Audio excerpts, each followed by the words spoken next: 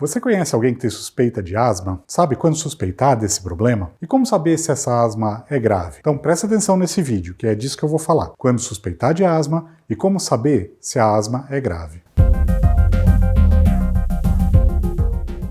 Antes de falar dos sintomas, eu preciso chamar a sua atenção para a importância desse assunto. A asma é muito frequente no Brasil. Aproximadamente 30 milhões de brasileiros têm asma, 23 milhões de crianças e 7 milhões de adultos. Isso é muito relevante. Isso significa que 1 em cada 7 brasileiros tem asma. Além de ser muito frequente, a asma é uma doença muito grave, especialmente no Brasil. Sabe por quê? Em muitos países, morte por asma já é coisa do passado. É uma doença que é grave, mas é facilmente controlável. E no Brasil, 9 em cada 10 asmáticos não estão tratando a asma da forma correta. E por isso, você já pode imaginar, no Brasil, morrem 7 pessoas de asma por dia. O primeiro passo para melhorar tudo isso é saber quem tem asma. Sendo assim, a primeira coisa que vocês devem saber, quando suspeitar que eu ou alguém que eu conheço tenha asma. Os sintomas de asma elas vêm em crises. Essas crises são causadas por infecções virais, irritantes, como produtos de limpeza, tudo que tem cheiro forte. Alérgenos como pólen, poeira, mofo, ácaro, pelos de animais, algumas medicações e até estresse emocional ou atividade física, exercício. Os principais sintomas da asma são tosse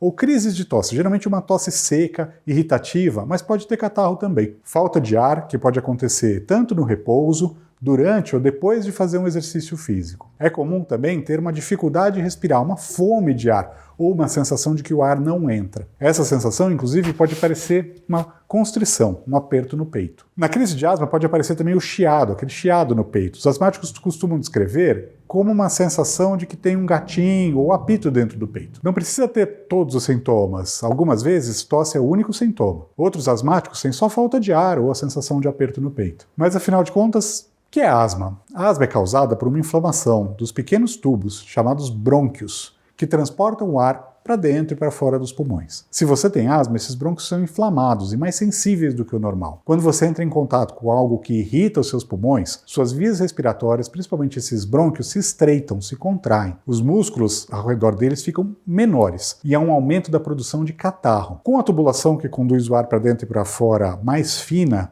e com o catarro, surgem esses sintomas que eu falei, tosse, falta de ar, chiado. E que substâncias são essas? Quais são os principais desencadeantes ou gatilhos? Relembrando, ácaro do pó doméstico, pelo de animais, pólen, fumaça do cigarro, exercícios, infecções virais. A asma também pode ser desencadeada por substâncias como produtos químicos e poluentes, inalados durante o trabalho ou no dia a dia. Sabendo disso, você deve ficar atento se você ou se alguém que você conhece tem alguns dos sintomas que eu falei após ter contato com esses gatilhos. Se isso estiver acontecendo com você, deve procurar um médico para investigar a possibilidade de asma. Deve ficar ainda mais atento se tiver familiares com diagnóstico prévio de asma ou de alergia. Como é feito o diagnóstico? O diagnóstico de asma, em geral, é feito por uma avaliação dos sintomas e do exame físico. Geralmente também são solicitados alguns exames complementares para avaliar como está o pulmão. O principal exame é a espirometria, conhecido como teste de sopro. Esse exame avalia como estão os pulmões e se os brônquios estão apertados,